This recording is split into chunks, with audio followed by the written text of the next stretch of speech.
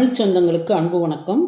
சிறந்த தொழில்முறை பயிற்சி மற்றும் குடும்பத்தினரின் தன்னம்பிக்கை ஊட்டும் செயல்முறைகள் ஆகிய அனைத்தும் இருந்து எந்தவித உடல் குறைபாடும் இல்லாத சாதாரணமான மாணவர்களுக்கே ஒரு தேர்வில் தேர்ச்சி பெறுவது என்பது அச்சத்தை கொடுப்பதாக உள்ளது. ஆனால் பார்வையற்ற பெண்ணான ரஜினி கோபால் 2002ஆம் ஆண்டு CA தேர்வில் வெற்றி பெற்று சாதனை படைத்துள்ளார். அனைவரும் மிகவும் கடினமான தேர்வு என்று எண்ணக்கூடிய இந்த தேர்வை தன்னுடைய பார்வை இல்லாத நிலையிலேயே இவர் படித்து முடித்துள்ளார் என்பது ஆச்சரியப்பட வேண்டிய செய்தி.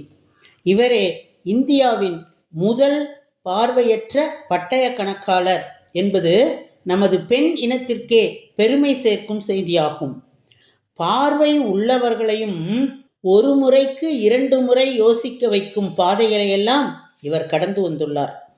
பட்டங்கள் ஆள்வதும் சட்டங்கள் செய்வதும் பாரினில் பெண்கள் நடத்த வந்தோம் என்று பறையறைந்து தெரிவிக்கும் பாரதி கண்ட புதுமை பெண்ணான இவர் பார்வையற்ற முதல் பெண் பட்டய கணக்காளர் என்ற சாதனை கதையினை நமக்கு படைத்துள்ளார். அதனை பற்றி பகிர்ந்து கொள்ள உங்களை அழைக்கிறது மௌனத்தின் சப்தங்கள். ரஜினி கோபாலகிருஷ்ணா அவருடைய வாழ்க்கை, அந்த கதையானது போராட்டம் மற்றும் வெற்றியின் கதையாகும். இவரது 9 வயதில் இவருக்கு ஏற்பட்ட சளிக்கு சிகிச்சை அளிக்க பென்சிலின் பரிந்துரைக்கப்பட்டதால் இவருக்கு அதனால் கடுமையான ஒவ்வாமை ஏற்பட்டது. இந்த ஒவ்வாமை எதிர்வினையால் படிப்படியாக இவர் தனது பார்வையை இழக்க ஆரம்பித்தார். வணிகவியல் இளங்கலை படிப்பு முடிக்கும் போது இவரது வலது கண்ணில் பார்வை குறைபாடு ஏற்பட்டது. அந்த படிப்பை முடிக்கும் போது இவரது வலது கண்ணில் பார்வையானது முற்றிலும் பறிபோனது. இடது கண்ணில் பார்வை சிறிது சிறிதாக குறைந்து கொண்டே வந்தது. ஆனால் அர்த்தமுள்ள எதிர்காலத்தை உருவாக்க தீர்மானித்த ரஜினி தான் பார்வை இழந்த போதிலும் பட்டய கணக்கியல் CA படிப்பை படிப்பதற்கு ஆயத்தமானார். அவர் CA தேர்வுகளுக்கு தயாராகி கொண்டிருந்த போது அவருக்கு பார்வையானது முற்றிலுமாக பறிபோனது. திரை வாசிப்பு, மென்பொருள் மற்றும் அர்ப்பணிப்புள்ள எழுத்தாளர்களின் உதவியுடன் கடுமையான பாடநெறியை முடித்து அந்த தேர்வில் வெற்றி பெற்று இந்தியாவின் முதல் பார்வை குறைபாடுள்ள பெண்மணியாக, பட்டய கணக்காளராக இவர் தகுதி பெற்றார். இருப்பினும் CA தகுதியை பெறுவது முதல் தடையை தாண்டி சென்றார். 2002ஆம் ஆண்டில் ரஜினி வேலை தேடுவதில் சிரமப்பட்டார். முதலாளிகள் மாற்றுத்திறனாளியை வேலைக்கு அமர்த்த மிகவும் தயங்கினார்கள். ஆனால் விடாமுயற்சியுடன் அவர் தனது முதல் வேலையை பெற்றார். சமூக தாக்கத்தின் மீதான ஆர்வத்துடன் தனது தொழில்முறை திறன்களை இணைக்கும் ஒரு வாழ்க்கைக்கு இவர் வழிவகுத்தார். டிசம்பர் மாதம் 3ஆம் தேதி சர்வதேச மாற்றுத்திறனாளிகள் தினத்தன்று அரசியல்வாதிகள் புதிய இடங்களை திறக்க ரிப்பன்களை வெட்டுவார்கள். மேலும் ஒரு பெரு நிறுவன தலைவர்கள் மாற்றுத்திறனாளிகளை உள்ளடக்கிய தன் முக்கியத்துவத்தை பற்றி விவாதிப்பார்கள். இருப்பினும் மாற்றுத்திறனாளிகளுக்கு உண்மையிலேயே அர்த்தமுள்ள வேலைவாய்ப்புகள் மற்றும் அவர்கள் நடக்கும் இடங்களுக்கு உண்மையான அணுகல் இன்னும் பெறாமலேயே இருக்கிறது.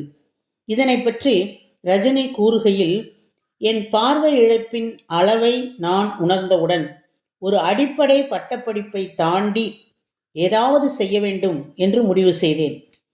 இந்த பிகாம் படிப்பை முடிப்பது மட்டும் நான் விரும்பும் வேலையை பெற உதவாது என்பதனை நான் அப்பொழுதே உணர்ந்தேன். உயர் தகுதியை பெறுவதன் மூலம் அர்த்தமுள்ள வேலை வாய்ப்பை கண்டுபிடிப்பதற்கான வாய்ப்புகளை மேம்படுத்த முடியும் என்று நான் நம்பினேன் என்று சவுத் ஃபர்ஸ்டிடம் அவர் கூறுகிறார். இவர் CAக்கான தயாரிப்புகளை தொடங்கும் போது இவரது வலது கண்ணில் பார்வை ஏற்கனவே போய்விட்டது. இடது கண்ணிலும் பார்வை குறைந்து கொண்டே இருந்தது. இவரது CA படிப்பின் போது 2 கண்களிலும் பார்வை முற்றிலுமாக இழந்தார். இவர் தனது பார்வையை இழந்தது ஒரு பேரழிவு தரும் பின்னடைவு என்று குறிப்பிடுகிறார். தனது படிப்பில் இருந்து சுமார் 7 ஆண்டு காலம் இவர் இடைவெளி எடுத்ததாக மற்றவர்களிடம் விளக்கினார். 2002ஆம் ஆண்டில் பார்வை இழந்த போதிலும் இவர் தனது CA பயணத்தை மீண்டும் தொடங்கினார். இலங்கைக்கு தான் ஒருமுறை சென்றதை நினைவு கூறும் ரஜினி, நான் மிகவும் ஆச்சரியப்பட்டேன். அந்த ஊரை பார்க்கும் பொழுது கொழும்பில் ஒவ்வொரு சாலையிலும் பார்வை குறைபாடு உள்ள நபர்கள், பிரதான சாலை எங்கிருந்து தொடங்குகிறது என்பதனை புரிந்து கொள்ள உதவும் தொட்டு உணரக்கூடிய அடையாளங்கள் இருக்கின்றன. அவர்களால் அதை செய்ய முடியும் என்றால் ஏன் இந்தியாவில் செய்ய முடியாதா என்ற எண்ணம் எனக்கு ஏற்பட்டது. இது வளங்களை பற்றிய கேள்வி அல்ல, ஆனால் நோக்கத்தை பற்றிய கேள்வியாகும். குறிச்சொற்கள் அல்லது தொட்டு உணரக்கூடிய குறிப்பான்களை நிறுவுதல் போன்ற எளிய செலவு குறைந்த தீர்வுகள் அணுகலை மாற்றும். இவை அதிக முதலீட்டு தீர்வுகள் அல்ல.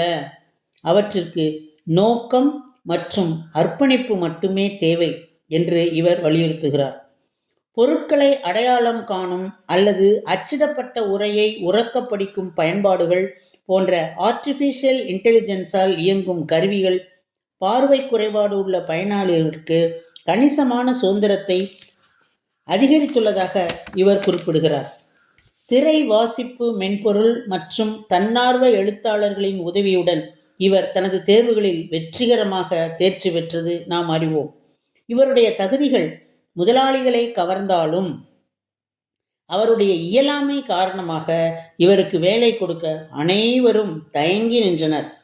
விடாமுயற்சியாலும் இவரது CVயை அனுப்பிய ஒரு நண்பரின் ஆதரவாலும் 2003ஆம் ஆண்டு இவருக்கு வேலை கிடைத்தது. இருண்ட காலங்களில் சகஜ யோகா தினம் இவருக்கு ஒரு நங்கூரமாக மாறியது. வலிமை, நோக்கம் மற்றும் உறுதியை கண்டறிய இவருக்கு உதவி செய்தது. பார்வையற்றோர் மற்றும் பொருளாதாரத்தை ரீதியாக பின்தங்கிய மாணவர்களுக்கு ஆதரவளிக்கும் தனது வாழ்க்கையை பெங்களூரில் ஒரு சமூக ஒருங்கிணைப்பாளராக இவர் தொடங்கினார். பின்னர் இன்ஃபோசிஸுக்கு மாறி பெரு நிறுவன கணக்கியலில் ஈடுபட்டார். ஆனால் சமூக தாக்கத்திற்கான வலுவான அழைப்பை அவர் உணர்ந்தார். இவர் இறுதியில் அரசு சாரா நிறுவனத்துறைக்கு மாறினார். தனது தொழில்முறை திறன்களையும் சமூக மாற்றத்திற்கான ஆர்வத்தையும் இவர் இணைத்தார். ஒரு அரசு சாரா நிறுவனத்தில் மூத்த நிதி மேலாளராக அவர் தனது உண்மையான நோக்கத்தினை கண்டறிந்தார். சமூக சவால்களை எதிர்கொள்பவர்களுக்கு அவர் கூறும் செய்தியானது மனநிலையே மிகவும் முக்கியமாகும். முதலாளிகள் பாரபட்சம் காரணமாக தயங்கலாம், ஆனால் விடாமுயற்சி, தன்னம்பிக்கை மற்றும் ஆதரவை தேடுவது தடைகளை தகர்த்து எறிந்து வெற்றிக்கு வழிவகுக்கும் என்பதே ஆகும். சொல்லப்போனால் நமது கண்கள்தான் இந்த உலகத்தை நாம் உணரவும் புத்திசாலித்தனமான முடிவுகளை எடுக்கவும் நமக்கு உதவுகின்றன. ஒருவரின் கண்கள் அவர்களின் ஆன்மாவின் ஜன்னல்கள் என்று அழைக்கப்படுகின்றன. பிறப்பு முதல் இறப்பு வரை வளராமல் ஒரே அளவில் இருக்கும் இந்த கண்ணிற் சிறந்த வேறு உறுப்பு எதுவும் நம் உடலில் இல்லை.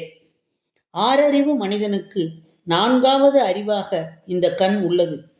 கண் என்ற உறுப்பு மிகவும் சிறப்பு வாய்ந்த காரணத்தில்தான் கோவில்களில் சுவாமி சிலையை வடிக்கும் போது அனைத்து வித வேலைப்பாடுகளும் முடிந்த பின் இறுதியாக நடக்கும் கண் திறக்கும் நிகழ்வு என்பது மிகவும் முக்கியமாக கருதப்படுகிறது.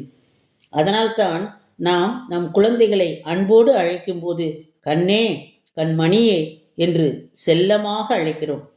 கண்ணுடையோர் என்போர் கற்றோர், முகத்திரண்டு புண்ணுடையோர் கல்லாதோர் என்று கூறிய வள்ளுவரே ஆச்சரியப்படும் அளவிற்கு ரஜினி சிகரம் ஏறியுள்ளார். முகத்தில் புண் 2 உள்ளவர்களும் கற்றோர் பட்டியலில் இடம்பெறும் இந்நிகழ்ச்சி வள்ளுவருக்கே ஒரு ஆச்சரியமான செய்தியாகும். மனம் இருந்தால் மார்க்கம் உண்டு, if there is a will there is a way என்று நிரூபித்த ரஜினி கோபால் அவர்களை நமது முன்னோடியாக எடுத்துக்கொண்டு அவரது பாதையில் நாமும் பயணிப்போம் என்று கூறி உம்மிடமிருந்து விடைபெறுவது உங்களுடைய அன்பு தோழி கீதா.